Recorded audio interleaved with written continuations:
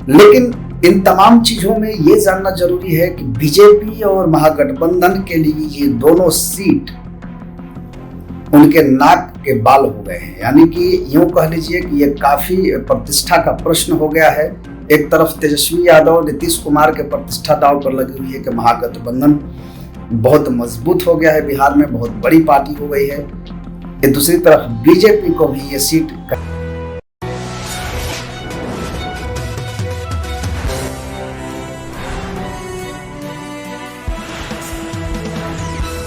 नमस्कार, मैं हूं दीपक विशाल और आप देख रहे हैं बिग न्यूज 9।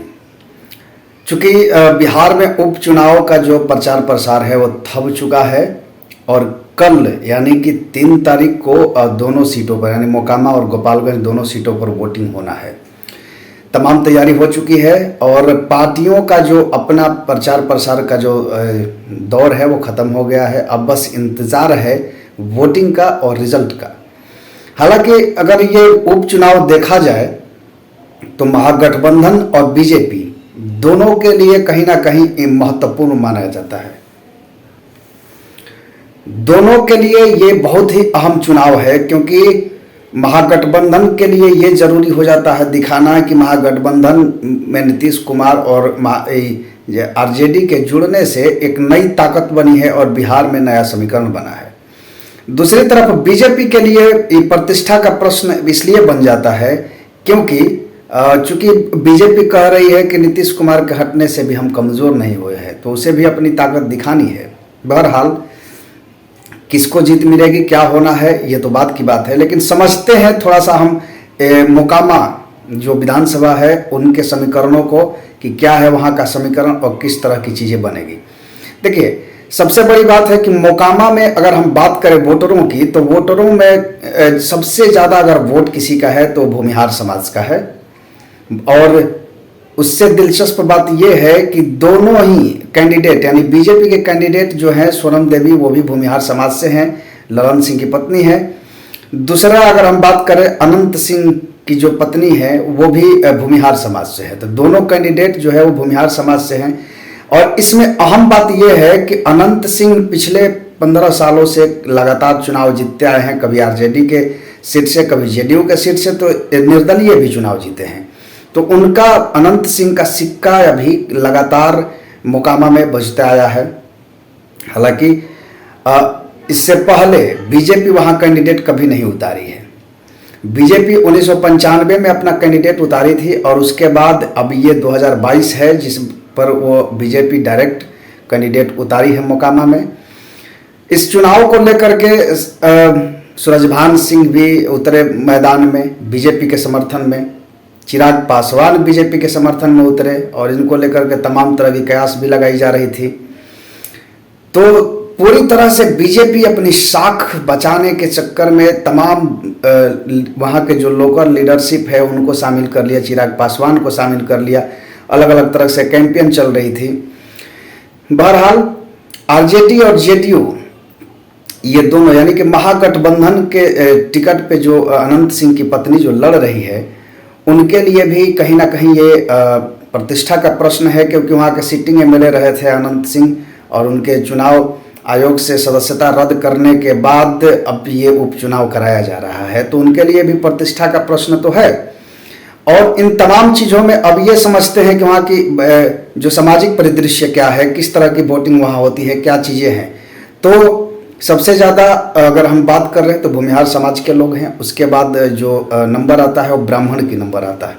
तीसरा नंबर पे कुर्मी है, राजपूत और कहीं ना कहीं अब उसमें कुछ दलित समाज भी है।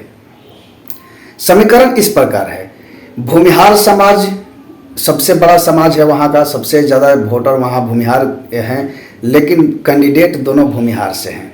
तो जाहिर सी बात है कि यह वोट जो है वो दोनों में डिवाइड हो जाएगी। दूसरा अगर हम बात करें ब्राह्मण की, तो ब्राह्मण की वोट जो है वो ज़्यादातर कोशिश रहता है कि बीजेपी के खेमे में जाए, लेकिन अनंत सिंह का जो चेहरा है, अनंत सिंह का जो प्रभाव है मोकामा में, उसको देखते हुए ये भी कहा जा सकता है कि अनंत सिंह के खेमा में भी ब्राह्मण समाज के वोट जाने की संभावना है।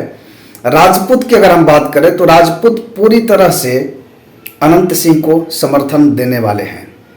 कुर्मी समाज, चूंकि नीतीश कुमार के वजह से भी कुर्मी समाज अगर हम कहें तो पूरा का पूरा वो अनंत सिंह के खेमा में है। और अब जो दिलचस्प मामला है कि वहाँ पे जो दलित समुदाय है, दलित का जो वोट है वो कहाँ जाएगा। देखिए, दलित का वोट साधने के लिए ही चिराग पासवान को लाया गया था। सुशील मोदी का एक बयान भी आया था कि चिराग पासवान अब आ गए हैं तो बीजेपी की जीत तय है।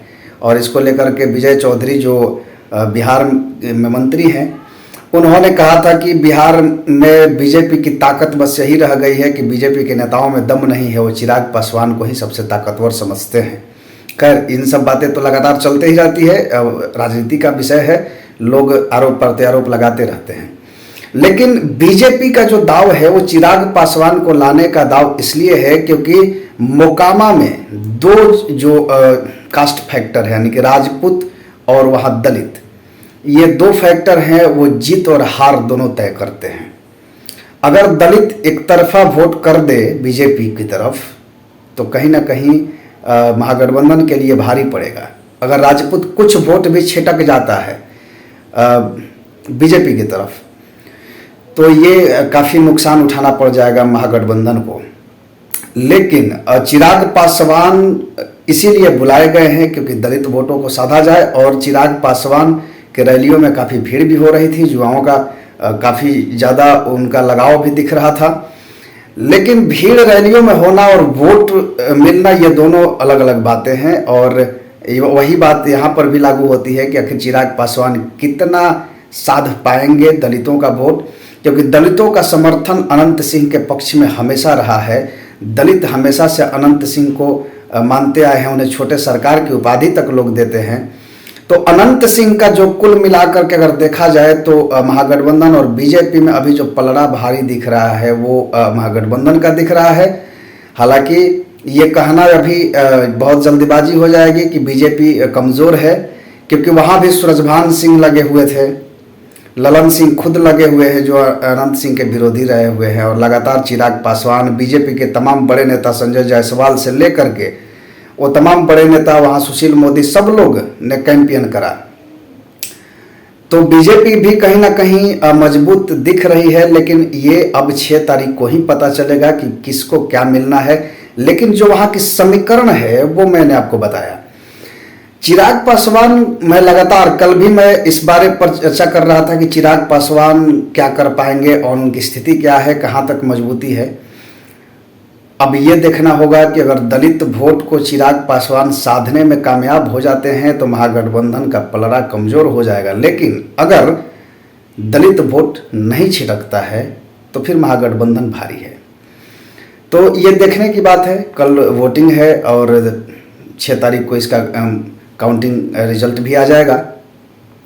लेकिन इन तमाम चीज़ों में ये जानना जरूरी है कि बीजेपी और महागठबंधन के लिए ये दोनों सीट उनके नाक के बाल हो गए हैं। यानी कि यूँ कह लीजिए कि ये काफ़ी प्रतिष्ठा का प्रश्न हो गया है। एक तरफ तेजस्वी यादव, नीतीश कुमार के प्रतिष्ठा दांव पर लगी हुई है कि महागठबंधन बहुत मजबूत हो गया है, बिहार में बहुत बड़ी पार्टी हो गई है।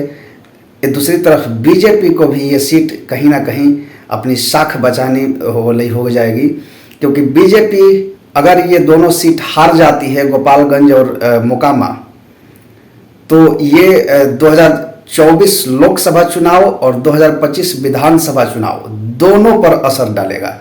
लेकिन अगर बीजेपी एक सीट भी जीत जाती है इन दोनों सीटों में तो बीजेपी की प्रभुत्व कहीं ना कहीं बनी दिखेगी।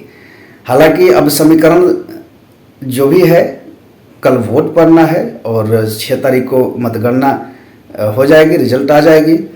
तो अब क्या होना है वो तो जनता डिसाइड करेगी। लेकिन तमाम समीकरण को जो जैसा है वैसे हमने बताया है। आज पूरे दिन राजनीतिक हलक में काफ़ी अलग अलग तरह की खबरें चली है। सुशील मोदी पर विजय चौधरी हमलावर रहे हैं, ऊपर से ललन सिंह जो जेडीयू के राष्ट्रीय अध्यक्ष हैं वो संजय जायसवाल पर भी हमलावर रहे हैं। तो ये तमाम चीज़ें, चिराग पासवान पर हमलावर रहे हैं। तो ये तमाम चीज़ें आज दिन भर वो चलती ही रहती है।